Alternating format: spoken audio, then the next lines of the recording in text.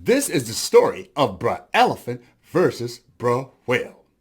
Now, once there lived Brer Elephant, Brer Whale, and of course, Brer Rabbit. Now, Brer Elephant was the biggest thing on land, Brer Whale was the biggest thing in the sea, and Brer Rabbit, well, he was the biggest thing in the briar patch or his cul-de-sac, where he lived in a humongous 5-story house that stretched an amazing 10 blocks wide. It had 3 circle driveways, the greenest grass you'd ever seen, and flowers of every shape, form, and fashion just simply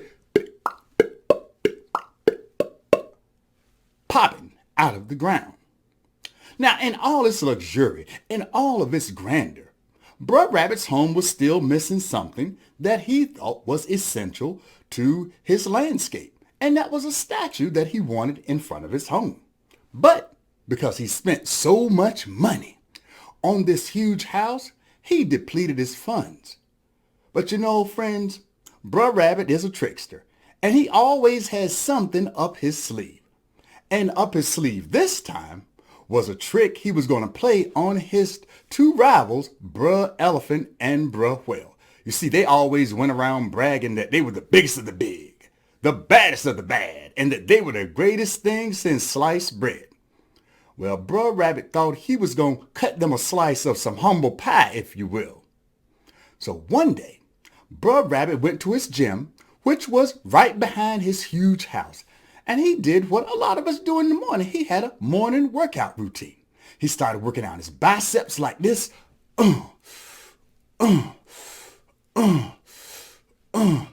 Then he lifted some weights over his head.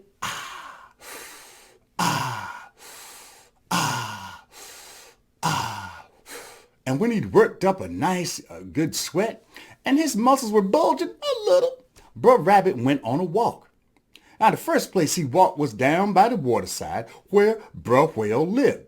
And he saw Brer Whale coming in and out of the water, kerplash, kerplash, kerplash. And Brer Whale, that is, saw Brer Rabbit by the waterside and came on over and says, "Hey, Brer Rabbit, what you doing out here by the waterside?" Brer Rabbit says, "Oh, you know me. I'm just getting my morning workout and walk routine in. You know, walking is the last thing I do. I lifted weights earlier today, and you know, I've been getting pretty strong. You know, I've been lifting some heavy things, and I'm getting so strong.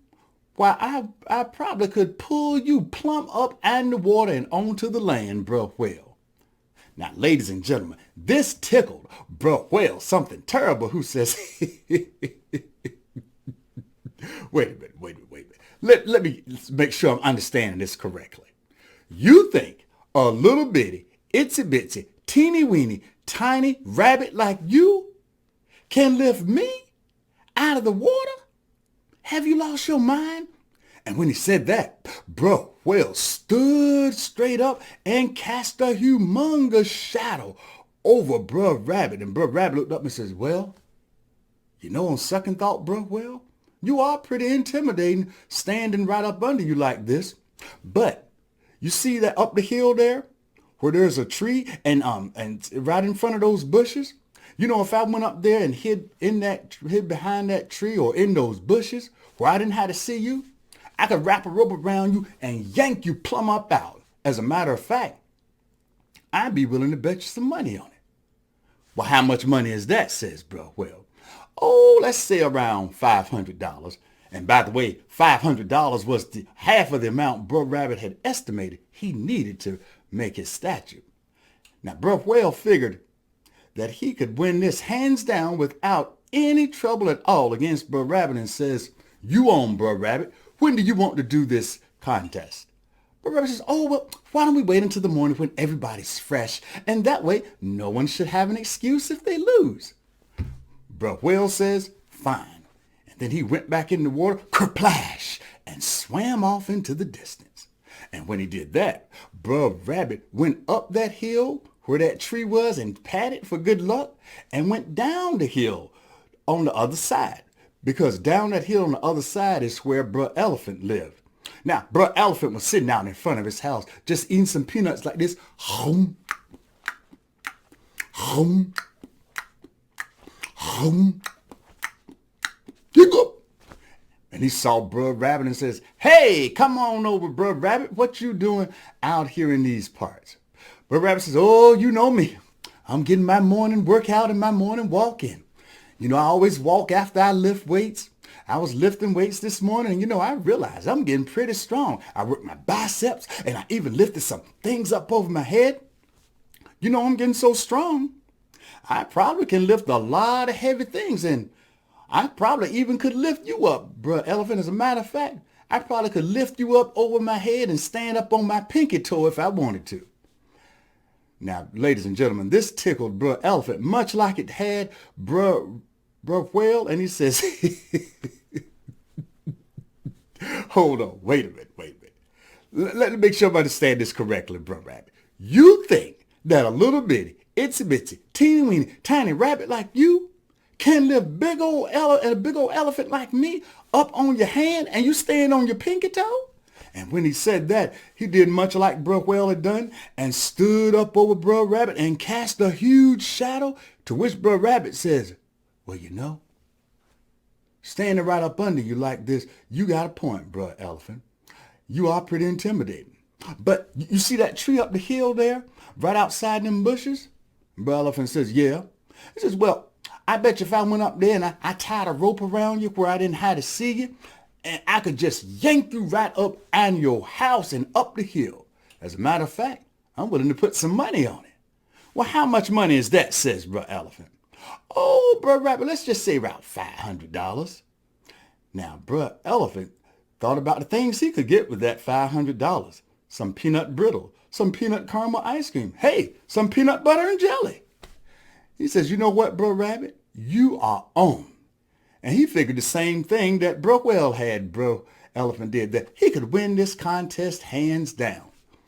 So when do you want to do this, says Brer Elephant. Oh, Brer Rabbit says, why don't we wait till the morning when everyone's fresh and energized, and that way the loser won't have any excuse when they lose.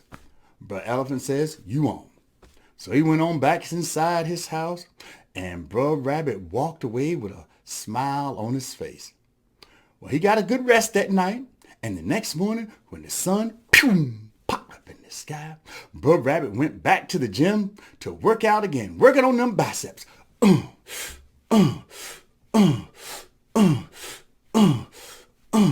Lifting up weights over his head.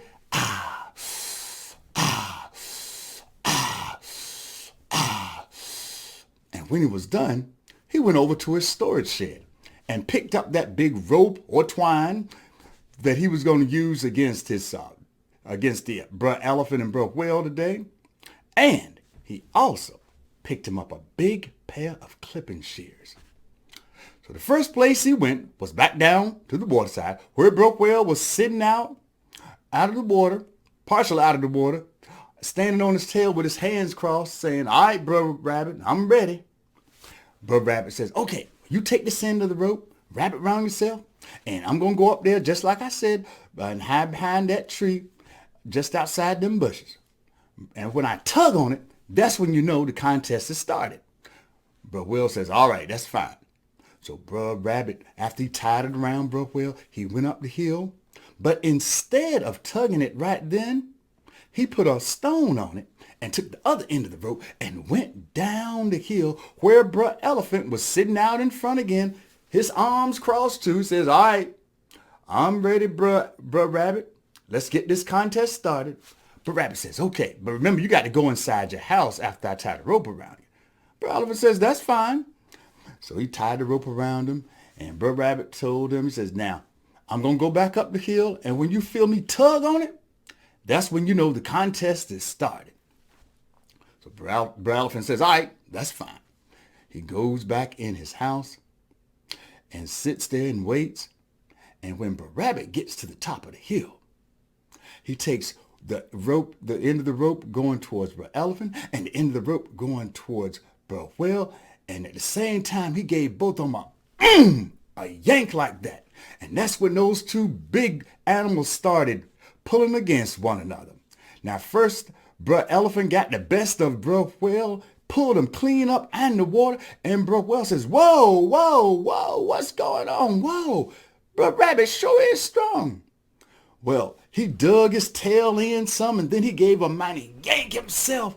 And that's when Brer Elephant came plumb out of his bedroom, boom, into his front room, bam. He says, whoa, whoa, whoa, whoa, whoa, whoa, whoa. I didn't know Brer Rabbit was that strong. He done surprised me. So he dug his heels in, put his arms at the frame of the door so it wouldn't come out, and he gave a mighty yank. And when he did that, Brer Whale came even up further up the hill towards that tree close to Brer Rabbit. So he dug his tail in and he pulled. And it went like this for several minutes. Brer Whale would pull, Brer Elephant would pull. Brer Whale would pull, Brer Elephant would pull. And they go back and forth, back and forth. And while all this is going on, Brer Rabbit's sitting there in the woods,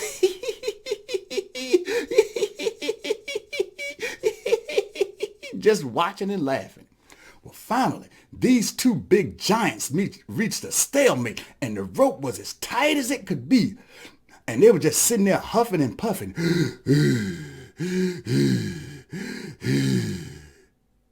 And that's when Brer Rabbit took those scissors that he'd brought from his shed.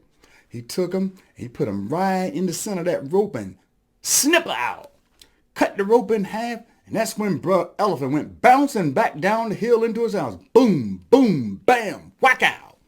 Brer Whale did the same thing into the water. Boom, boom, bam, whack out. Splash. And when it was all said and done, Brer Rabbit went down the hill to the water where Brer Whale was sitting there with a dejected look on his face, shaking his hand, saying, "Man, Brer Rabbit, you surprised me. I had no idea you were that strong." Well, Brer Rabbit said, "You see that bicep there? That's rabbit power. That's what I got. Now give me my $500. So Brer Whale handed over his $500, and Brer Rabbit walked away, went up the hill, down the hill where sitting out in front of his house with an even more dejected look was Brer Elephant, heaving and huffing. "Man, Brer Rabbit, you sure surprised me. I didn't know rabbits were that strong." Brer Rabbit said, "You see that right there? That's called rabbit power. That's my rabbit bicep. Now, give me my $500. So Brer Elephant handed over his $500. Brer Rabbit counted it to make sure it was all there, bid good day to Brer Elephant, and went on his way. And he took that money just like I said he was going to and built himself a beautiful statue right in front of his house. And believe it or not, you can still see this statue to this very day. All you have to do is go a little ways down the road east of Atlanta, Georgia, to a town called Eatonton, Georgia. And you can see Brer Rabbit's statue. It's right out in front of the Brer Rabbit Museum, where it's been ever since. And that's the end of the story. Thank you.